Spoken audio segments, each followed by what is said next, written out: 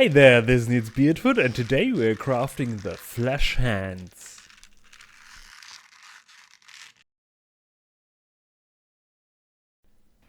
As with all pieces of this set, you want to make a cardboard model first. And here the important part is, it has to fit loose. Else later on it will be too tight. If you check for the size, now you can print out the pattern and transfer it onto leather and cut out that as well. We're using 2.5mm or 7-ounce wedge tanned leather.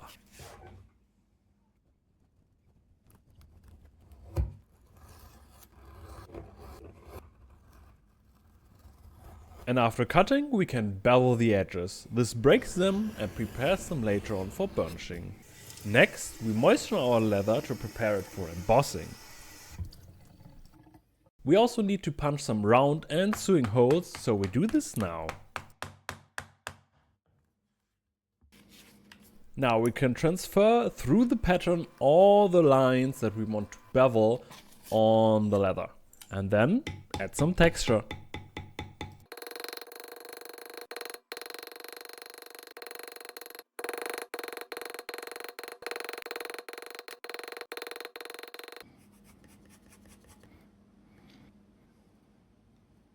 Next we want to add some color, and I use some red dye with the airbrush as a base coat and then go over it with some mahogany and then a little bit of black. And to create some highlights, I use some high grit sandpaper to remove some of the dye on the high spots to create the highlights. For the white areas on the tendons, I use some dry brush technique with some dirty white and after this some real white. And also add some shadows with some black and water in the deeper area again. This behaves similar kinda like an antique gel. To protect the leather and the paint, we go over it with some leather finish. But be careful here, leather finish and the acrylic paints are both water based. So tap it lightly on there, also put it on the edges to burnish them. We want to stiffen up our wedge tanned leather here a bit, but not all pieces, only most. We got these pieces here, these we all want to put in and take out right away.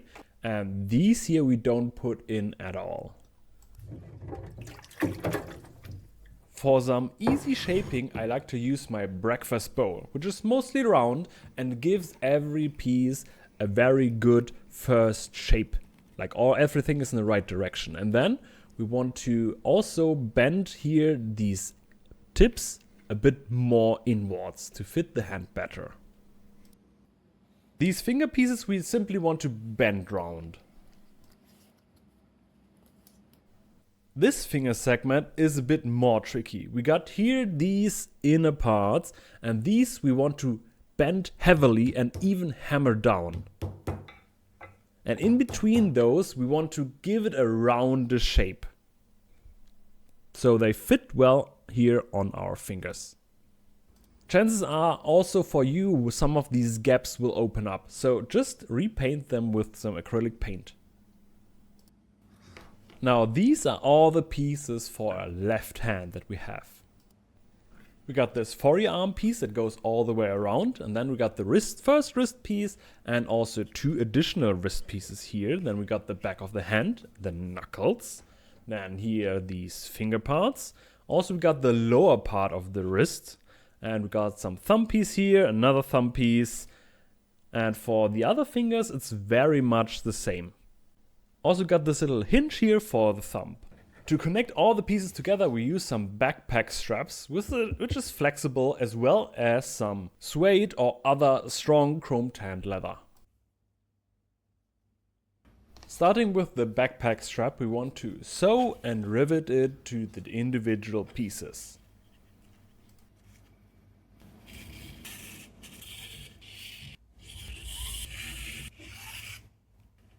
We're starting in the very center of the wrist and then go from there to both sides towards the forearm and the hand.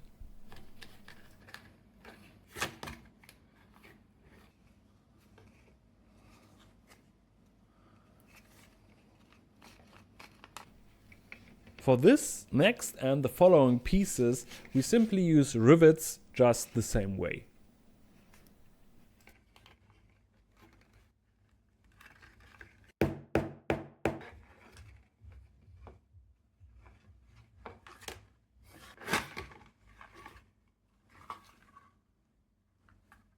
Now this now may look a little bit weird, but this, in the next step, we want to add some screw rivets. And we need quite a few of them, so I recommend getting one of these boxes here and use some glue as screw stopper.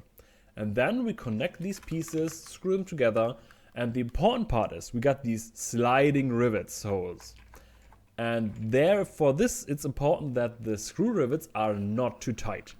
So first check what screw rivets work perfectly for your leather, and then choose those, and maybe use even washers here in between, ideally between the two leather pieces, not like this here, but in between the two leather layers, so they can move easy and free.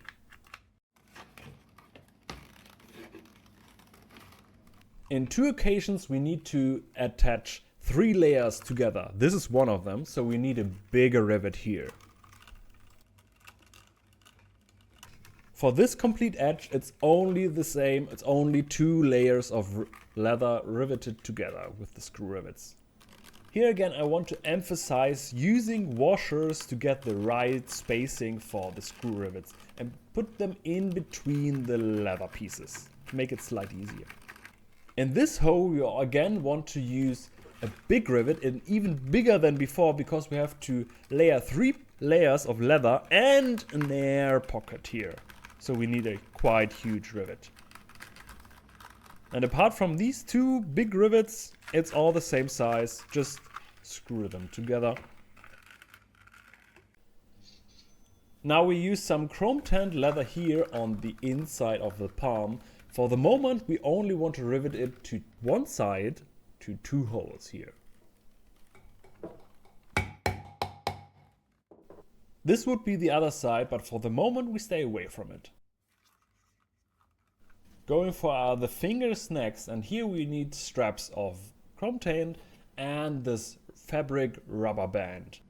And here we want to sew it in one step, the rubber band, to the fingertip and to the chrome tanned strap. Like this, and then add the chrome tanned strap and then go multiple times through the same holes to make them strong.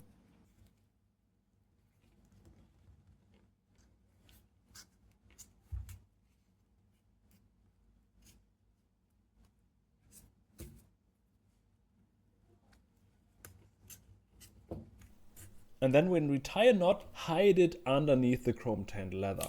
And very important, when you burn it, don't burn the fabric rubber band, else it will be destroyed. I here moved it out of the way and protected it with the scissor from burning. Next we add the center segment here. And first we start from the center and sew it to itself. And then sew it only on 2 of the holes, which are the center holes, or if it's only a segment with 3 holes here, on the first 2 holes. We sew it to 4 holes of the chrome tanned. We got here the 4 holes, and we want to sew it in a cross. So get as much of the chrome tanned leather connected to a wedge tanned to improve longevity.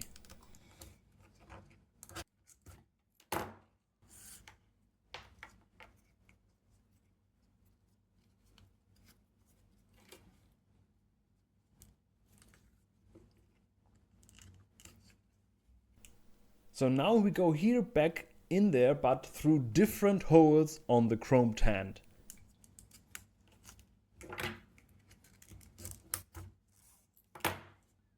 So this creates this little cross. There are only 10 fingers, but I actually had to sew each twice to get it right. So don't worry.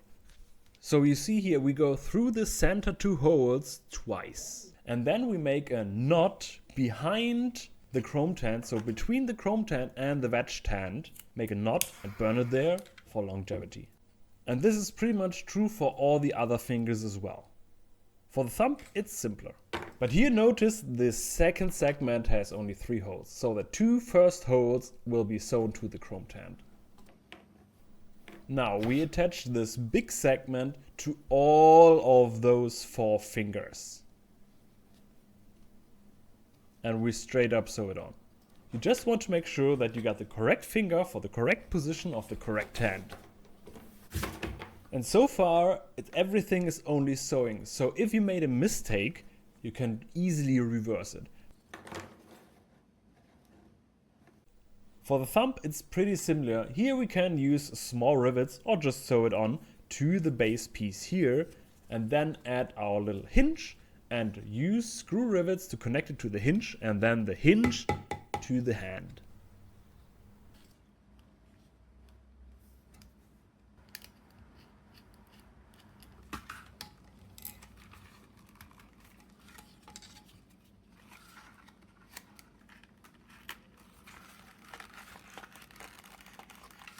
We also connect here the thumb to the lower wrist part with a screw rivet.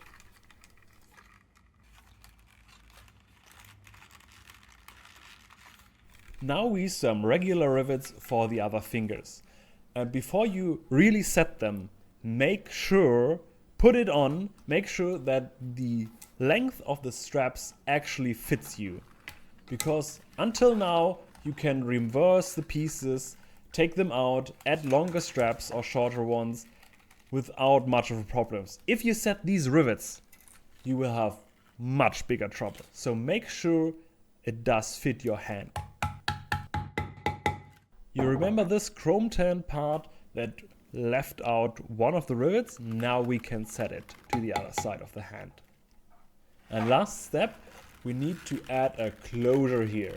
Usually you shouldn't have put in these holes in the beginning, that's what was my mistake, to make sure they fit your hand specifically. I use some Sam Brown rivet here because it's small and it's well hidden. Screw it in and then this way close the piece. And if you have YouTube editing magic as well, you can do the other glove this easy.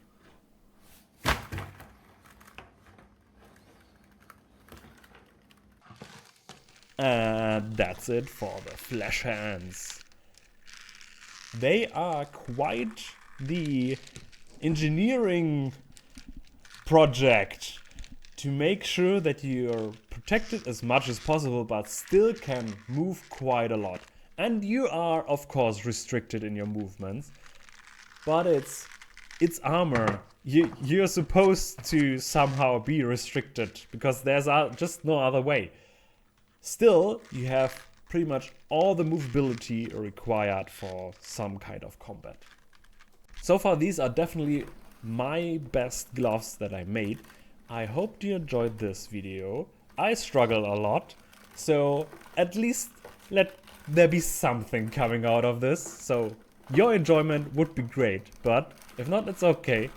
Still, I hope you enjoyed this and see you guys next time. Have a great day.